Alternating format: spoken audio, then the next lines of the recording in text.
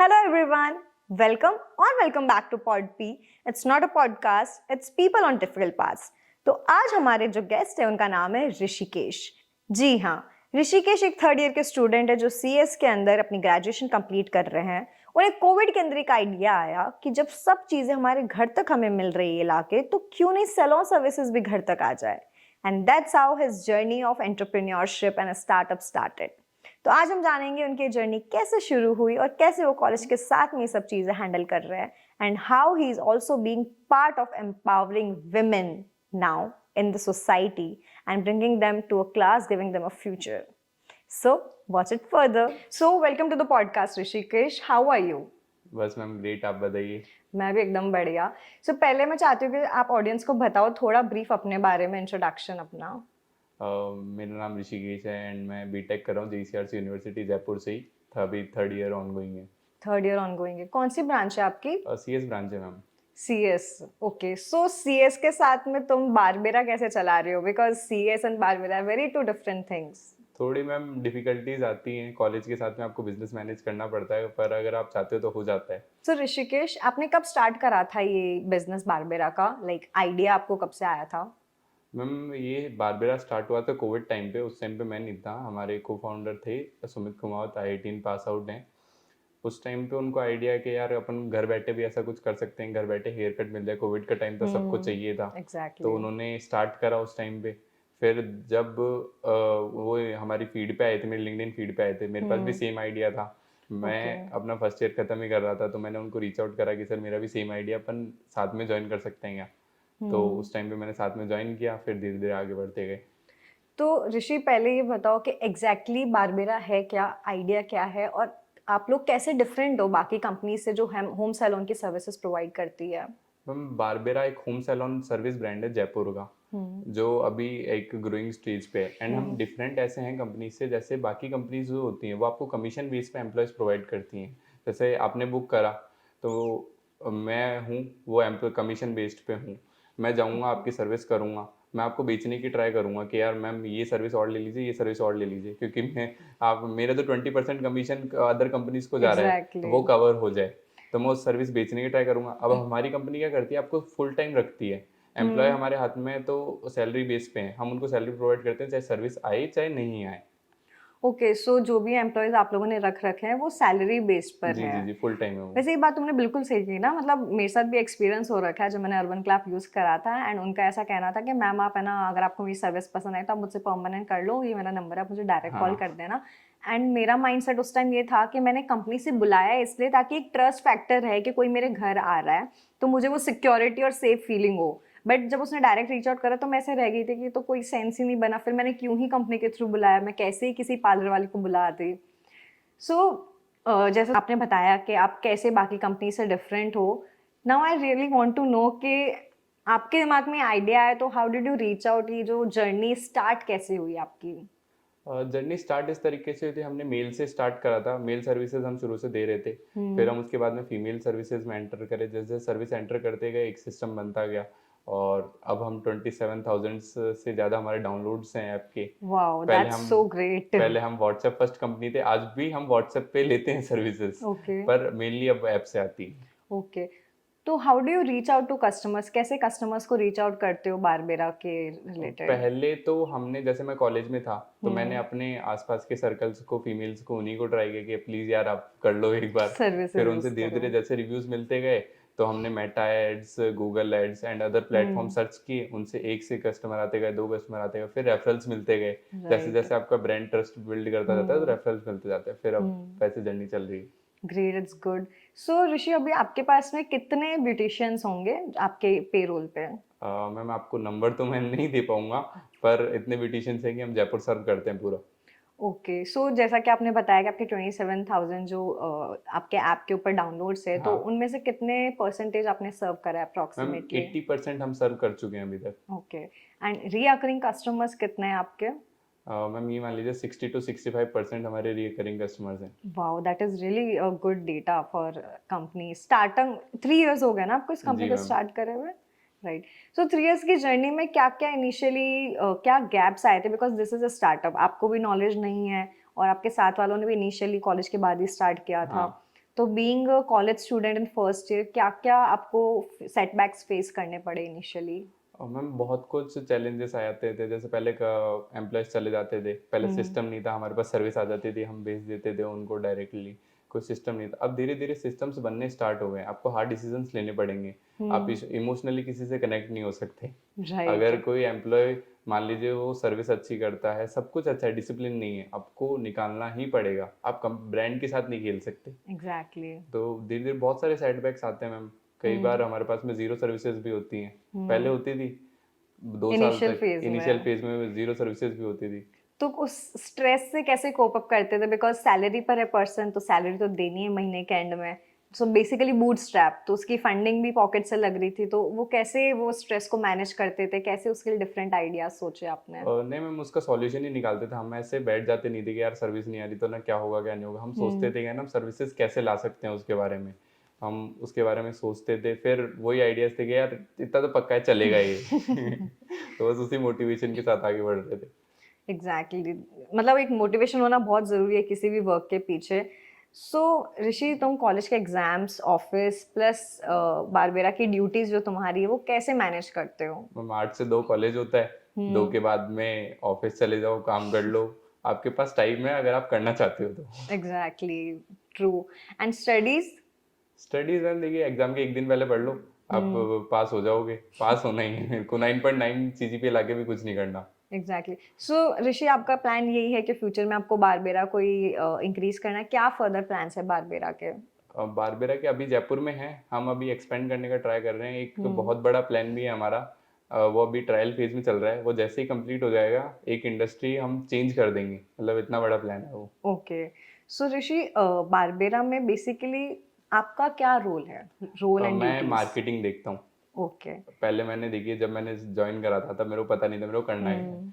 तो मैंने सोशल सबसे पहले जाके उनको पिच करा कि मैं आपकी वीडियोस रिकॉर्ड कर दूंगा। ओके। सो तुम आपने जब उन्हें पिच करा कि मैं आपके साथ काम करना चाहता हूँ, तो हाँ, आपने उन्हें ये बोला कि आप वीडियोज एंड ऑल हाँ, उनके लिए उनके पास बनाओगे? काम नहीं था। ओके। तो मतलब जैसे काम तो था पर उन्हें भी नहीं पता, मेरे को भी नहीं पता। तो मैंने उन्हें भी हम्म। ठीक है भाई, मैंने इंस्टाग्राम उनका देख के गया था तो मेरे को पता हम्म। उस पर वीडियोस अच्छी नहीं है, सोशल सोशल्स संभालने अच्छी के नहीं लिए। है। तो मैंने ओके। उनके वीडियोस रिकॉर्ड करे, उनके एडिटिंग वगैरह सब कुछ मैंने करी। फिर धीरे धीरे ग्रो होते गए तो मैं मार्केटिंग में आ चुका, मेरे को ओके, समझ फिर आ गया था। तो अभी आप उनके साथ एज़ इन पार्टनरशिप में हो या एम्प्लॉय फेज़ में हो? पार्टनरशिप। पार्टनरशिप में। तो वो ट्रस्ट फैक्टर कैसे जीता आपने अपने सीईओज़ का कि उन्होंने आपको एज़ एन एम्प्लॉयी नहीं बट अपनी टीम का एक पार्ट बना लिया, बीइंग एक सीईओ बना दिया? मैम जब कोर टीम बनती है तब एम्प्लॉय नहीं बनते, तब आपकी वो टीम ही एग्ज़ैक्टली, बनती जाती है। फिर राइट। 2 साल हो गए थे काम करते हुए, तो हुँ, आपका वो ट्रस्ट बिल्ड होता जाता है। राइट। तो अभी आप लोग सबको सैलरीज़ प्लस खुद की सैलरीज़ भी निकाल लेते हो, इतना बिज़नेस जनरेट कर लेते हो ईज़िली? हाँ ma'am. Great, that is really great. एक ऐसा एक्सपीरियंस बताओ जहाँ आपको कस्टमर से इश्यू आया और आप ऐसी सिचुएशन फँस गए हो कि यहाँ अब मैं क्या करूँ?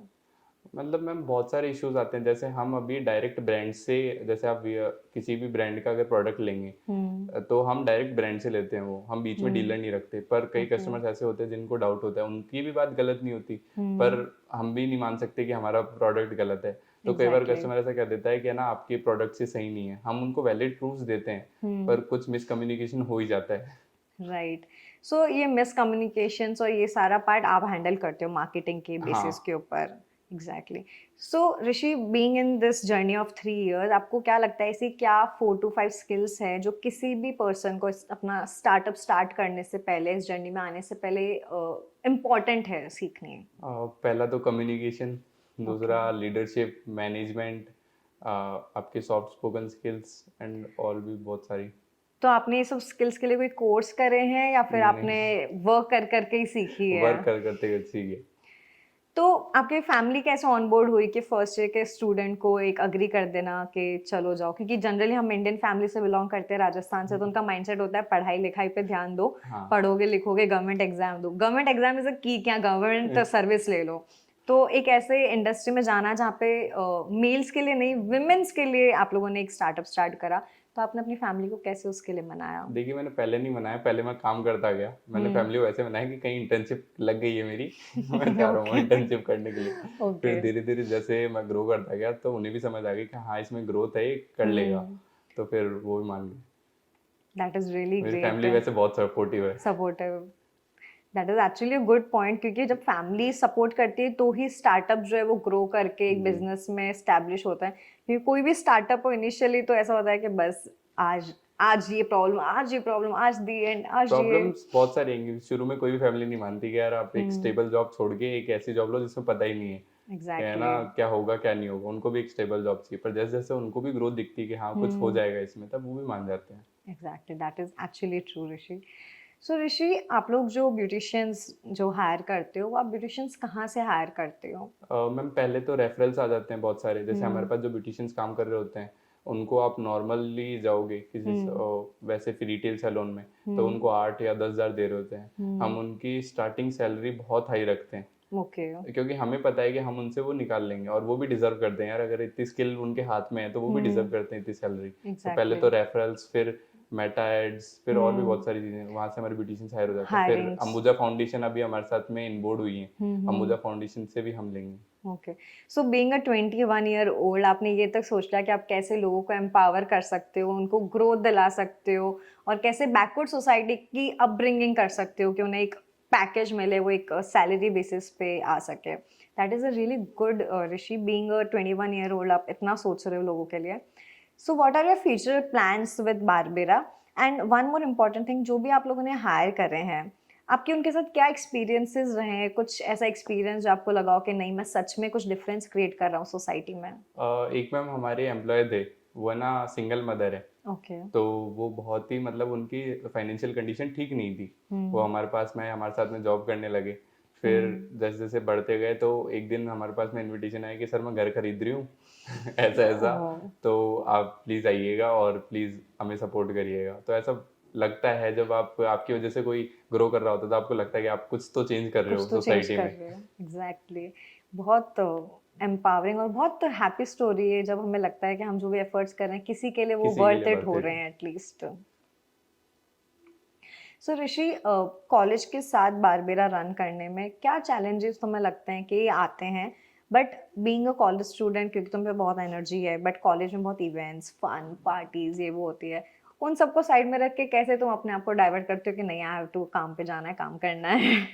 आपको बैलेंस करनी पड़ती है, जहाँ हम्म। जरूरी हो वहाँ इवेंट्स वगैरह में भी जाओ, एंजॉय हम्म। भी करिए, पर जहाँ बारबेरा अगर इंपॉर्टेंट है, मेरे को दिख रहा है कि यहाँ मेरी ग्रोथ हो रही है, तो पहले मेरी प्रायोरिटी वो बारबेरा है, उसके बाद एग्जैक्टली। में नेक्स्ट है। That is really true. Rishi, ऐसे भी पॉइंट्स रहे होंगे ना जब आपको अपने क्लाइंट्स को ट्रस्ट बिल्ड कराना पड़ा होगा कि सर मैम हमारी सर्विसेज आर बेटर, हमारे प्रोडक्ट्स ओरिजिनल है, being a 21 year old and a very new service in Jaipur, आपने वो ट्रस्ट कैसे बिल्ड करा लोगों के अंदर? और मैम शुरुआत तो रेफरल से ही हुई थी, जैसे जैसे हम एक दूसरे को लोगों को सर्विस देते गए तो उन्होंने रेफरल देते गए कि यार ये घर आते हैं, घर आके इतने अफोर्डेबल तरीके से करते हैं, और हाइजीन वगैरह सब कुछ मेंटेन रहता है, तो कोई दिक्कत नहीं है। तो पहले तो रेफरल्स आते गए, फिर जैसे जैसे ब्रांड आगे बढ़ता गया तो वो ब्रांड के ऊपर ट्रस्ट आने लग गया पहले। राइट, तो ब्रांड लोग पे। से एक लोग से हट के फिर वो ब्रांड पे ट्रस्ट आ गया कि यार इस ब्रांड से आदमी आएगा या इस ब्रांड से कोई भी आएगा तो वो ट्रस्टेबल ही होगा। एग्जैक्टली। सो आपके मैक्सिमम कस्टमर्स भी ट्रस्टेबल है। नाउ हाँ आपने क्या फ्यूचर, जैसे अभी आपने बताया कि आप लोग बूटस्ट्रैप्ड हो, है ना, तो what are your future plans to expand Barbera? Ma'am future plans ये हैं कि जयपुर तो हम कवर कर रहे हैं और भी कवर करेंगे, कभी नॉन एंडिंग प्रोसेस है ये तो। पर जैसे जैसे हम आगे बढ़ रहे हैं हम और भी सिटीज एक्सप्लोर कर रहे हैं। ओके, सेम फील्ड के अंदर।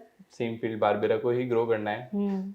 बारबेरा को ही जयपुर से वर्ल्ड तक लेके जाना है। Okay, that is a really great mindset. मतलब बीइंग अ 21 ईयर ओल्ड, इतना प्यारा माइंडसेट होना is very different thing. Tell me something about your cofounders, मतलब एक को फाउंडर होना कितना इंपॉर्टेंट है लाइफ के अंदर, मैम मतलब एक बहुत ज़्यादा बिजनेस में? इम्पोर्टेंट है। मतलब मेरे में इतनी एनर्जी है ना कि मैं बहुत जल्दी काम करता हूँ। मैं सब कुछ जल्दी जल्दी सोचता भी हूँ, जल्दी जल्दी करता भी हूँ। पर मेरे जो को फाउंडर है आईआईटीएन है, अभिषेक सर हैं, सुमित कुमार हैं, बहुत काम है एंड मेरे को शांत कर देंगे, भाई ठीक है तू कर ले तेरे स्पेस से, पर थोड़ा सोचने समझने का टाइम ले। ओके। बहुत जरूरी है आपको। सो वो दोनों क्या हैंडल करते हैं? सुमित सर जो तो सीईओ है हमारे, वो सब कुछ हैंडल करते हैं, उनको सब कुछ आना चाहिए सीईओ को, तो वो एग्जैक्टली। हमारे ऊपर रहते हैं। अभिषेक सर मैनेजमेंट हैंडल करते हैं मेनली। तो जो भी आप लोग हायर करते हो लोग, उनको आप अलग से खुद भी ट्रेनिंग देते हो? हम भी ट्रेनिंग देते हैं, जैसे वो हायर होके हमारे पास में आते हैं, हम उनकी पहले ट्रायल लगवाते हैं, इंटरव्यू कम्युनिकेशन स्किल टेस्ट करते हैं, उसके बाद में उन्हें हायर करते हैं, फिर हमें ओके। उन 2 या 3 दिन की जितनी उन्हें नीड होती है, रिग्रेस ट्रेनिंग देते हैं कि बारबेरा क्या पैटर्न है करने का, ताकि वो उस चीज़ में ढल जाएँ। फिर उसके बाद में उन्हें फील्ड पे 1-2 दिन उतारते हैं स्लो पेस पे, फिर उनके रिव्यूज़ गैदर करते हैं। फिर जब वो रिव्यूज़ सही आने लग जाते हैं, तब हम उन्हें फुल पेस पे अगर उनके रिव्यू सही नहीं आए तो उस चीज़ पे उन्हें दोबारा वर्क कराया जाता है। अगर फुल पेस पे आ रहा है दोबारा तो फुल पेस पे चले जाते हैं। ओके। इस इंडस्ट्री में 3 इयर्स वर्क करने के बाद में आपके क्या लर्निंग्स रही कि ये जो है ये मेन इश्यूज है इस इंडस्ट्री में, सिर्फ आपके केस में नहीं बट बाकी सैलून्स भी जो वर्क कर रहे हैं तो ये मेजर इश्यूज है कि ये तो है ही हैं जिन्हें आप वर्क कर रहे हो कम करने के लिए? मैम बेसिकली तो प्राइसेस, प्राइसेस। आपको पता है 40 रुपए की चीज़ आ रही है, बिना फालतू आप किसी नॉर्मल सैलून पे जाओगे 1400 रुपए की चीज़ है। Exactly. Services charge and all services मिला चार्ज के। सब कुछ मिला मिलोगे वो 1400 रुपये का कर देते हैं। हमें पता है यार वो 40 की सर्विस सब कुछ हम मिला लें, हमारी कॉस्ट भी निकाल लें, हमारे जो एम्प्लॉयज आ रहे हैं उसकी भी कॉस्ट निकाल लें, हमारा बाकी कमीशन भी निकाल लें, तो भी वो सर्विस 250 रुपये में हो रही है, तो हम क्यों नहीं देंगे उस सर्विस को। एग्जैक्टली। तो हम उसी गेम पे अभी चेंज करना चाह रहे हैं। प्राइसेस के ऊपर दूसरा, बेसिकली तो। लोग घर के बाहर अभी देखिए आप, धूप बारिश गर्मी सब कुछ होती है, एग्जैक्टली। सब कुछ घर बैठे चाहिए, तो हम भी वही प्रोवाइड करना चाह रहे हैं, घर बैठे आपको मिल जाए। नहीं, actually I love the idea. Urban clubs और ये भी आर गुड आइडिया, बट जैसा कि आपने बोला आपका जो प्राइस पिन पॉइंट है वो बहुत डिफरेंट है। एंड मैंने ऐप जाके देखा भी था आपका जब हमने ये प्लान करा था, एंड मुझे लिटरली लगा कि हाँ डिफरेंस तो है being prices and all. So that is a really change maker जो आप करना चाह रहे हो। सो ऋषि, कॉलेज के बाद में क्या प्लान्स है? बारबेरा कंटिन्यू करना है या सीएस के अंदर कुछ स्पेसिफिक नहीं करना मैम, है? मेरे को फर्स्ट ईयर में समझ आ गया था सीएस मेरे लिए नहीं है। ओके, सो क्यों कंटिन्यू कर रहे हो फिर? There are lot of people, बहुत सारे लोग हैं जो आजकल ड्रॉप आउट्स है, कॉलेज ड्रॉप आउट्स है। ड्रॉप आउट्स फेमस बहुत है, पर आपको एक जरूरी है, एक डिग्री नेसेसरी है। कॉलेज भी आपको बहुत कुछ सिखाता है। फर्स्ट ईयर के बाद में अगर मैं ड्रॉप आउट कर लेता शायद मैं कुछ चीज़ें नहीं सीखता जो मेरे को कॉलेज अभी सिखा रहा है। क्या है वो चीजें जो आपको लगता है आपने आपको कॉलेज से स्ट्रेस सीखी है? मैनेजमेंट करना सीखना, आपको यार 10 जगह भागना पड़ रहा है एक ही फॉर्म साइन कराने के लिए, एक ही फॉर्म जमा कराने के लिए, वो आपको सब कुछ कॉलेज सिखाता है। फिर आपको लोग मिलते हैं अलग अलग तरह के, वो आपको बाहर जाओगे शायद कम मिलेंगे, पर वहाँ एक जगह आपको इकट्ठा मिल जाएंगे वो लोग। Exactly, that is. सो बैक्स वैक्स नहीं है? नहीं। अभी तो क्लियर है। स्टडीज और दोनों चीजों को कैसे मैनेज करके चल रहे हो? मतलब जैसे एग्जाम्स आते हैं तो एक दिन पहले आप पढ़ लो, क्लियर कर लो। मेरे को 9.9 सीजीपीए नहीं चाहिए, मेरे को चाहिए कि मैं 7 7.5 में आराम से पास हो जाऊँ, बैलेंस हो जाए सब कुछ। तो मैं बारबेरा और वो दोनों बैलेंस करता हूँ। जितना टाइम बारबेरा को देना होता है एग्जाम से पहले उतना मैं दे देता हूँ, उसके बाद में ये सब कुछ करता हूँ, स्टडीज वगैरह। सो आगे फ्यूचर में क्या प्लान है? You want to do any masters भी करनी है? नहीं नहीं, मास्टर्स नहीं करनी है? मास्टर्स नहीं करनी, बारबेरा कंटिन्यू करना। Okay, great. सो फ्यूचर के अंदर आपको क्या लगता है कि बारबेरा में और क्या क्या चीज़ आप इंक्लूड कर सकते हो उसको एक्सपैंड करने के लिए, सिर्फ जयपुर में अगर करना हो तो? सीइंग द डिमांड, नीड क्या है आज की जनरेशन की? मैम आजकल की डिमांड ऐसी है कि है ना, सब कुछ आपको घर बैठे चाहिए, कोई भी वुमन स्टेप आउट नहीं करना चाहिए। दूसरा, आपका प्राइवेसी का सबसे ज्यादा इशू रहता है। अगर आप किसी बाहर किसी सैलून में जाते हो तो हम आपको घर बैठे आपकी प्राइवेसी इंक्लूड करवाते हैं। तो हम उसी सर्विस को बढ़ावा देना चाहते हैं कि ज़्यादा से ज़्यादा जितने भी हम लोगों को हम सर्व कर पाएँ उतना हम कर पाएँ। तो आप ये कैसे मेंटेन करते हो कि जो पर्सन आपके घर आ रहा है वो आपकी कोई रॉबरी नहीं करेगा आपके घर पे, आपके लिए कोई नेगेटिव इम्पैक्ट नहीं क्रिएट करेगा? जब भी हमारे एम्प्लॉयज़ हायर होते हैं हम उनका सारा वेरिफिकेशन पहले से कराते हैं। उनका जो भी रिक्वायर्ड डॉक्यूमेंट्स होते हैं हम उनके सब लेते हैं, उसके बाद में उनको पूरा वेरीफाई करते हैं, उसके बाद ही हम उन्हें फील्ड पे उतारते हैं। ओके। हमें भी पता है कि अगर आप बुला रहे हो तो आपको फुल प्राइवेसी चाहिए, फुल सिक्योरिटी चाहिए, ऐसे Exactly. कोई घर नहीं बुलाएगा। Obviously, that is so true. So, being a man, how do you understand these female issues? कि what is right, what is wrong? How to maintain that courtesy? क्योंकि maximum, I think आपके employees भी female ही होंगे। Maximum हमारे females हैं। पहले समझ नहीं आते थे, पहले हम 3 आदमी थे, हम 3 आदमियों ने ही चलाया। फिर हमें समझ आ गया कि यार औरतों का इशू है तो औरतों को लाना ही पड़ेगा। तो पूजा मैम आई, भाविका मैम आई, उन्होंने हमें ज्वाइन किया, वो भी अभी हमें सपोर्ट करें। भाविका मैम एचआर है, पूजा मैम हमारी एम्प्लॉयज एंड मैनेजमेंट देखती हैं अभिषेक सर के साथ में। तो हमें लाए तो वही बात करते हैं। तो आपके साथ कभी ऐसा एक्सपीरियंस भी हुआ है कि आपको एचआर पर्सपेक्टिव से कस्टमर साइड कोई कंप्लेन आई हो जिससे आपको फील हुआ हो कि ये इशू बहुत इंपॉर्टेंट है अभी सोसाइटी में जिसे हमें टैकल करना चाहिए? आता है मैम, मेनली टाइम का इशू आता है। टाइम का इशू आता है, आपकी सर्विस क्वालिटी का इशू आता है। हमारी सर्विस क्वालिटी वैसे बेस्ट रहती है, पर कई बार ऐसा होता है कि आप फ्रस्ट्रेटेड हो, आपने हमारी सर्विस ले ली, आपको सर्विस हमारी तरफ से बेस्ट हुई पर आप फ्रस्ट्रेटेड हो तो आपको कोई ना कोई चाहिए। ओके। तो वैसा हो जाता है। देखो आप मैंने दीपेंद्र गोयल का एक कोट सुना था कि आप 10,000 लोगों के खाना भेजोगे तो किसी ना किसी का ठंडा पहुंचेगा। एग्जैक्टली। सो यू मीन कि कभी कभार फीमेल जो होती है इतनी आउटबर्स्टेड गुस्से में और मूड स्विंग्स में होती है कि वो जो एम्प्लॉय आपके यहाँ से जा रहा है उसके ऊपर भी बर्स्ट आउट हो जाती हो है, जाता चिल्ला है मैम। देती है, एंड टेक्निकली वो गुस्सा निकालने का एक जरिया बन जाता है कि यहाँ पे शांत हो जाओ। So you are also acting as a stress buster. करना पड़ता है। हम उन्हें 2 दिन की जो ट्रेनिंग देते हैं उसमें ये भी सिखाते हैं कि आपको मतलब हो जाता है मैम, किसी भी कस्टमर को निकल जाता है वो गुस्सा, तो हम उन्हें सिखाते हैं कि आपका ऐसे गुस्सा निकल जाता है, आप उन्हें हैंडल करिए। क्लाइंट हैंडलिंग हम उन्हें सिखाते हैं कि चाहे कुछ भी इशू आ जाए आपको क्लाइंट को हैंडल करना है। एग्जैक्टली, दैट इज हाँ, अ गुड पॉइंट। सो ये आइडिया बीइंग अ मेल आपके दिमाग में कहाँ से आया? पहले हुआ मेल से स्टार्ट था। अब जैसा वो आपने बताया एग्जैक्टली। अब वो सो फीमेल में चला गया। वो जर्नी शिफ्ट जो रहा, व्हाट वाज दैट जर्नी?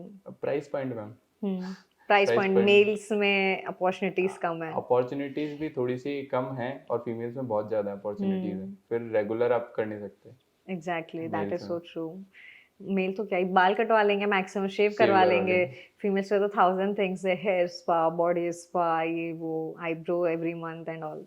ऋषि, मेरे को ना आपसे एक क्वेश्चन पूछना है जो मैं ये चाहती हूँ कि आप रियलिटी बताओ कि जब भी एक स्टार्टअप स्टार्ट होता है तब कितने स्ट्रगल्स रहते हैं, और आपका तो साथ में कॉलेज भी था, तो उसके साथ में आपकी क्या स्ट्रगलफुल जर्नी रही थी उसको आज इस स्टेप पे लाने के लिए कि आप 20-30 एम्प्लॉयज को सैलरी तक पे कर रहे हो ऑन पे रख के? वो आपके क्या स्ट्रगल्स रहे इनिशियल फेज में? मैम बहुत स्ट्रगल्स रहे। जैसे मैंने शुरुआत करी थी वीडियो एडिटिंग करने की, तो कॉलेज खत्म करा, कॉलेज से एक दोस्त को पकड़ा कि यार तेरे घर पे शूट कर लेते हैं, मेरे को मेरा ऐसा ऐसा स्टार्टअप है, तेरे लिए शूट कर देते हैं और हमारा भी काम हो जाएगा, तेरा फेशियल वगैरह मैं करा दूंगा फ्री में। फिर उसको कॉलेज से लेके गया घर, घर से फिर आके मेरे एम्प्लॉय को लेके आया कि भाई तू इसका फेशियल कर, ऐसे ऐसे तेरे को आना है। सब कुछ खुद ही करते थे। फिर हम धीरे धीरे सिस्टम बनता गया, तो एक है ना हमारे डिस्पोजेबल्स हैं, जैसे कोई भी आपका फेशियल हो रहा है तो डिस्पोजेबल वो खोलेंगे, तो वो डिस्पोजेबल अब हम सब कुछ लेके आते हैं, उसमें एक टिश्यू भी डलता है, तो हम खुद धूप में जा रहे हैं 2 बजे उसको लेके आ रहे हैं वापस जाके। फिर पूरी टीम बैठ रही है उसको जाके पैक कर रही है, कोई सीईओ नहीं है, कोई मार्केटिंग वाला नहीं है, कोई मैनेजमेंट नहीं है, पूरी टीम बैठ के उसको पैक कर रही है कि यार सब कुछ करना है। तो स्टार्टअप में आपको सब करना पड़ेगा, सब आना पड़ेगा, तभी आप चला सकते हो। अगर आप पैसे लेके बैठ जाओगे कि यार नहीं मैं तो, मेरे मार्केटिंग का काम है, मैं ये क्यों करूँ, कुछ नहीं होने वाला। सही बता रहा हूँ। अगर स्टार्टअप चला रहे हो सब कुछ आना चाहिए आपको। सो आपने जीरो से काम करा है, मतलब उनको लाना ले जाना, ड्राइवर का वर्क भी करा है, उसके साथ में पैकिंग भी करी है, एवरीथिंग टू स्टार्ट दैट। और मैम ड्राइवर का वर्क भी करा है, बहुत सारे वर्क करे हैं हमने, तो मतलब ऐसा हो गया रात को 12-12 बजे तक बैठे हैं यार, क्या ना ये इस एम्प्लॉय की ये दिक्कत हो गई या फिर इस कस्टमर की ये दिक्कत हो गई, तो हम बैठे हैं। हमने मतलब यहाँ तक फेस करा है कि हमने ना एक कस्टमर हमारी वजह से बारिश आ गई थी उस दिन, हमारे एम्प्लॉय जा नहीं पाए, वो सर्विस कैंसिल हो गई। अब कस्टमर मेरे को बोल रहे हैं कि यार आप तो मेरे को प्रोवाइड करो, भाई एक ब्रांड के ऊपर ट्रस्ट है आपका। मैंने उनको लिटरली फ्री दी सर्विस। हम आज ये शुरू कर रहे हैं कि ना मतलब बहुत सारे हम दे चुके हैं, अगर आपकी सर्विस खराब हो रही है, हमारी वजह से भी कुछ हो रहा है, आपकी फ्री है service. Right, that is really interesting. Trust build करने के लिए आई थिंक ये सब चीजें इनिशियली फेज में करनी ही पड़ती है। सब करनी पड़ती है हाँ। सो मैंने आपके लिंक्डइन पे देखा था आपने काफी इवेंट्स भी अपहोल्ड करे हैं डिफरेंट कॉलेजेस के साथ जयपुर में। उसका क्या स्टोरी रहा है, मतलब कैसे आपने वो इवेंट्स में पार्ट करा है? एक आइडिया आया था, मैं घर की शादी में गया हुआ था, तो वहाँ से मैं बारबेरा संभाल रहा था। तो ओके। आइडिया है कि यार ऐसा ऐसा इवेंट अपन कर सकते हैं, मतलब कॉलेज के मैं देख रहा था फेस्ट वगैरह हो रहे हैं, तो उनके फैशन शोज होते थे। अब मेरे को आइडिया है, हम भी मेकअप में एंटर कर रहे थे, तो कि अपन इनको मेकअप प्रोवाइड कर देते हैं और फिर ऐसा कुछ डील वगैरह रख लेते हैं वहाँ क्लोज करने के लिए। एग्जैक्टली। तो बहुत बहुत मुश्किल से उनको मनाया कॉलेज वालों को कि भाई मैं कर लूंगा। उनके पास रोज 3-3 बार जा रहा हूँ सो कि भाई मैं बार बार जाने का रीजन क्या रहा, मतलब बीइंग योर एज या फिर एक तो नया स्टार्टअप, इनएक्सपीरियंस? दूसरा अनएक्सपीरियंस। भाई हमें सर्विसेज का था पर वो स्पॉन्सर कैसे ले लें, इतना बड़ा कॉलेज है, एग्जैक्टली। हमें स्पॉन्सर लेके करेगा भी क्या, क्यों अपना ब्रांड इमेज खराब करेगा। तो फिर हम बहुत डील वो क्रैक करी, फिर हमारे एक्सपीरियंस भी बहुत खराब रहे। जैसे हम फर्स्ट कॉलेज में गए तो वहाँ बारिश आ गई। ओके। वो 6 बजे शुरू होने वाला था इवेंट, वो हुआ 8-9 बजे शुरू। फिर हम रात को 1-1 2-2 बजे वापस घर आ रहे हैं, बाइक से आ रहे हैं, भले ही वहाँ स्पॉन्सर के ऐसे बैठे हैं सबसे आगे, पर वापस आ रहे हैं बाइक से। तो स्ट्रगल फॉर जर्नी तो रही है स्टार्टअप की। और मैम बहुत ज्यादा रही। कॉलेज में भी कुछ स्ट्रगल्स रहे होंगे फिर मैनेजिंग कॉलेज? बहुत बार ऐसा होता है मैं भूल जाता हूँ कॉलेज कि के ना कॉलेज के असाइनमेंट, मेरे पेपर तो सब मतलब मैं भूल जाता हूँ, मेरे दोस्त अच्छे हैं तो मेरे को याद दिलाते थे भाई ये भी है। तो सब कुछ मैनेज करना पड़ता है, फिर कॉलेज से आके बहुत कुछ मैनेज करा है। ओके, सो ऋषि, इफ आपकी एज का कोई स्टूडेंट है जो अपने कॉलेज में कोई स्टार्टअप स्टार्ट करना चाहता है, उससे कोई आइडिया है, तो आप उसे क्या एक एडवाइस दोगे कि वो स्टार्ट कहाँ से करे?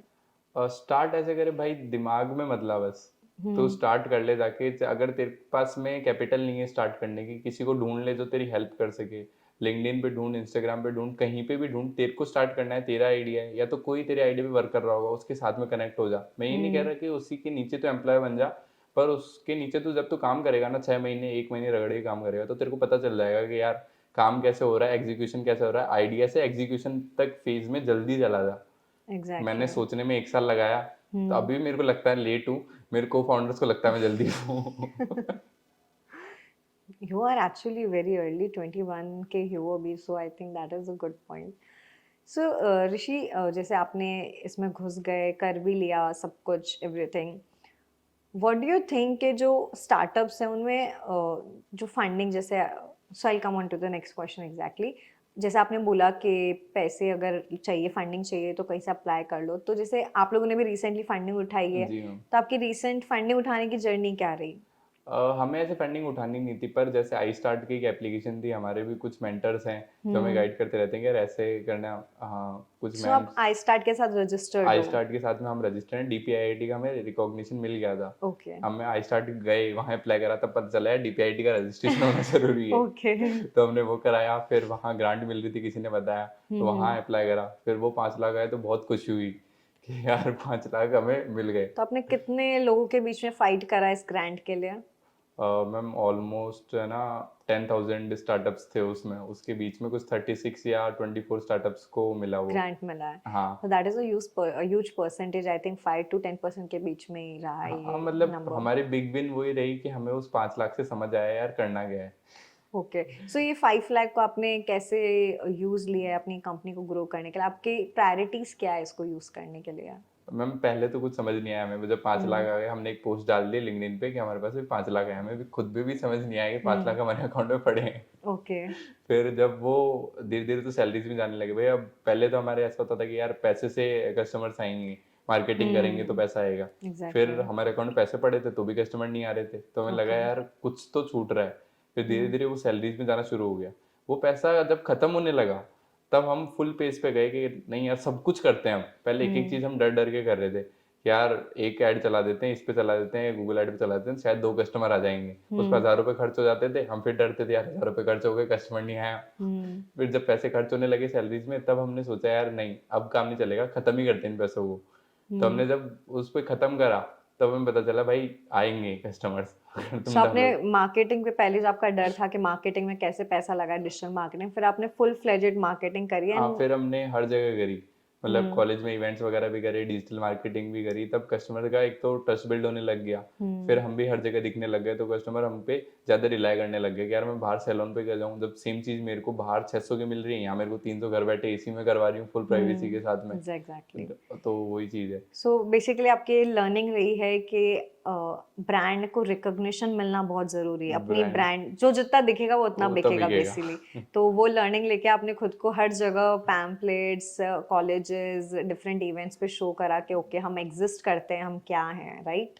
पहले हमारे पास में जैसे प्रिंटर नहीं था, तो हम पैम्पलेट छापने से, जैसे किसी के पास आप छपवाने जाओगे उसमें 1,000 रुपये लग रहे हैं, तो आप डरते हो यार कि यार 1,000 रुपये तो लग रहे हैं, पर इनसे कस्टमर आए नहीं है तो क्या करेंगे, वो 1,000 रुपये आपके लिए बहुत बड़ा खर्चा है। पर फिर आप जब वो करने लग जाते हैं ना चीज़ें, तब आपको पता लगने लगती है यार ये एकदम से काम नहीं है। आज आपने पैम्पलेट लगाया, कल आपके पास में कस्टमर नहीं आएगा। आज आप पैम्पलेट लगाओगे, 3 दिन बाद में जब वो कस्टमर को उसको देखेगा, उसको नीड होगी, फिर छठे दिन उसको याद आएगा हाँ यार मेरे को ऐसा कुछ दिखा था, मैं इस पर कॉल कर लेता हूँ या बात कर लेता हूँ। तब वो एग्जैक्टली। हमारे को रिकॉग्निशन मिलती है कि हाँ भाई तुम आ जाओ। सो आपने अपनी एक्सपीरियंस में ये सीखा है कि मार्केटिंग की बहुत बड़ी वैल्यू है, चाहे हमें लगता है कि उसमें पैसा पानी की तरह वेस्ट हो रहा है, बट वो यूटिलाइज होगा after a time, it's a slow process. अरे आपको सीखना पड़ेगा कि कहाँ आपके दाव खेले सही जा रहे हैं। मतलब आप हर जगह भी पैसा नहीं डाल सकते। आपके आपको पता है आपके कस्टमर्स कहाँ से आ रहे हैं, तो वो आपको धीरे धीरे ही सीखना पड़ेगा। एकदम से अगर पहले दिन हमारे पास में 5 लाख रुपए होते, तो हम भी नहीं डालते शायद वो 5 लाख रुपए की, यार फुल पेज के साथ चलते हैं, हम मस्त चल रहे होते, खुद की सैलरी उठा लेते, फिर और भी काम कर लेते, पर हमने उसी में चलाया यार। सो अभी आप जो रेवेन्यू जनरेट करते हो उससे सारी सैलरीज प्लस अपनी सैलरीज भी निकाल देते हो? मैम अपनी सैलरीज तो अभी नहीं निकाल रहे हम, पर हम इतना है कि हमारे जो एम्प्लॉयज हैं उनकी फुल सैलरी देते हैं, एक दिन में उनकी सैलरी रोकी नहीं जाती, चाहे उनकी कोई भी कंडीशन हो। फिर दूसरा, मार्केटिंग में एक्सपेंस कर रहे हैं, अभी ब्रांड बिल्ड कर रहे हैं, तो ओके, आप दैट खुद इज नहीं निकाल ग्रेट। सकते। That's great. सो आपकी, जैसे कि आपने बताया कि आपके जो सीनियर्स है जो आपके साथ है वो पहले से ही थे इसमें, तो आपकी उनसे क्या लर्निंग्स रही है, कैसे आप उनसे सीखते हो एवरी डे? मैं बहुत सीखता हूँ, जैसे सुमित सर हैं, IITN है, बहुत काम है, मतलब उनमें वो नॉलेज है कि यार कैसे कोई काम करना है, फिर उनमें वो इंट्यूजन भी है कि थर्ड पर्सन है कैसा है, यार मैं जो कुछ काम कर रहा हूँ वो है कैसा, तो मेरे को इंटीमेट कर देते हैं। ऐसे ग्रुप डिस्कशन होता है, जैसे मैं कुछ आइडिया लेके गया, मेरे दिमाग में आया, तो सब बैठते हैं, वही पिच होती है, फिर सब मेरे को समझा देते हैं कि यार देख हमारे समझ में नहीं आ रहा, पर तू कर ले तेरी संतुष्टि के लिए अगर तेरे को लग रहा है तो वो आपको ग्रो करने के लिए आपके दिमाग में जो भी चीज आती है उसे हिट एंड ट्राई करके आपको सीखने हिट एंड देते हैं कि वो ट्राई। सही है या गलत हाँ, है ना? ऐसे मतलब थ्योरी पे मना नहीं होता, चाहे कोई भी हो, जैसे मैनेजमेंट में अभिषेक सर है, पूजा मैम, भाविका मैम है, तो उनके दिमाग में भी कुछ होता है कि यार एम्प्लॉय वेलफेयर के लिए कुछ करते हैं, तो हम उन्हें ट्राई करने देते हैं, सबको, सब ट्राई करते हैं, अपना अपना जिसको जो बेस्ट लगता है कि बेस्ट आउटकम ये आया, फिर उससे नई चीजें निकालते हैं, दिमाग में सोच के बैठोगे कुछ नहीं होगा। आई थिंक आप लोग एक्चुअली एकदम राइट पाथ पर हो, क्योंकि स्टार्टअप होता ही ये होता है, हिट ट्राई लर्न, एंड जितना फास्ट तुम डिसीजन ले सकते हो, ये नहीं चला नेक्स्ट, ये नहीं चला नेक्स्ट, ये चला ओके अब इस पे और रीबिल्ड करना है। आपको जल्दी सीखना पड़ता है, आप ऐसे बैठ नहीं सकते हराश होके, एग्जैक्टली। कहना यार ये वाला मैंने वर्क करा था, ये नहीं हुआ, मैंने 2 महीने इस पे वर्क करा, कुछ भी नहीं हुआ इससे, तो आप ऐसे बैठ नहीं सकते। फिर हैव टू हम कीप पहले मूविंग। क्या करते थे, जयपुर के पेजेस पे जाते थे हमको लगता था यार एक बार में कस्टमर आ जाएगा, हमको देख लेगा, आ जाएगा, हम उस पर पैसे डाल दिए, फिर कई पेजेस हमारे साथ ऐसे भी हुए जिसपे हमने पैसे डाला, शूट हो गया, हमें लगा यार इस मंथ का काम चल जाएगा, पर वो नहीं चला, ओके। तो आपके बहुत सारे सेटबैक्स आते हैं, सेटबैक्स। पर आपको सीखना पड़ता है कि यार नहीं ये तो नहीं तो कुछ और। How do you keep yourself motivated with all these setbacks? जब आपको मैम ग्रोथ दिखने लग जाती है कंपनी में, या फिर जिसमें आप काम कर रहे हो उसमें मजा आने लग जाता है, एक तो हमारे थ्रू वुमेन्स एम्पावर हो रही है बहुत सारी, तो एग्जैक्टली। एक तो उसमें मजा आता है कि यार किसी को हमारी वजह से कुछ मिल रहा है। एक हमारे एम्प्लॉय हैं अभी अभी भी वर्क कर रही हैं, वो हमें परसों ही मैसेज आया कि सर इस बार मेरी सैलरी क्रेडिट होगी तो मैं एक्टिवा बुक कराऊंगी। Wow, that is so great. तो ऐसे जब मोटिवेशंस मिलते हैं किसी के लिए अच्छा करते हो, फिर अंबुजा फाउंडेशन, वो मतलब आप मानोगे नहीं मैम, इतने बैकवर्ड क्लास हैं, उन्होंने आज तक, हमें वो सर बता रहे थे कि उन्होंने 2 कमरों का घर नहीं देखा आज तक। ओह। जब इतने बैकवर्ड क्लास को आप एम्पावर करते हो तो उन्हें देखते हो कि यार किसी के सपने पूरे हो रहे हैं, किसी को जहाँ गांव में 5,000 भी कोई नहीं दे रहा था, आज हम अच्छे कैसे उन्हें सैलरी दे रहे हैं, वो घर बचा के भेज रहे हैं, तो मैं मजा आता है उनको देख के, किसी की आप लाइफ में चेंज ला रहे हो। That is so so true Rishi. और तुम इस एज में ये सब सोच रहे हो, आई थिंक हमारी जो जनरेशन है, कमिंग जनरेशन, अगर सब ऐसे सोचने लग जाए तो आई थिंक इंडिया की पॉवर्टी जो है वो जीरो हो जाएगी, and every one would be empowered कि हम कैसे हमारी लाइफ अपने हिसाब से जी सकते हैं। एंड नॉट इवन सिर्फ फीमेल्स के लिए नहीं, मेल्स के लिए भी, फीमेल्स के लिए भी जो बैकवर्ड क्लास है उनके लिए वर्क करना इज रियली इंपॉर्टेंट जो आप लोग कर रहे हो। आई एम रियली हैप्पी कि आप इसके साथ जुड़े हो, आप इसी के साथ काम करो, एंड आई विश कि बारबेरा बहुत ग्रो हो एंड आपको बहुत सक्सेस मिले। And thank you so much for coming to this podcast ma'am. and empowering my students and हमारी जो ऑडियंस है जिनको मैं चाहती हूँ कि वो सीखे कि लाइफ के हर फेज में स्ट्रगल होता है तो उनको उससे फाइट करना होता है, एंड आई थिंक आपने उसके बहुत परफेक्ट एग्जांपल्स दिए हैं। Thank you so thank you much. Ma'am.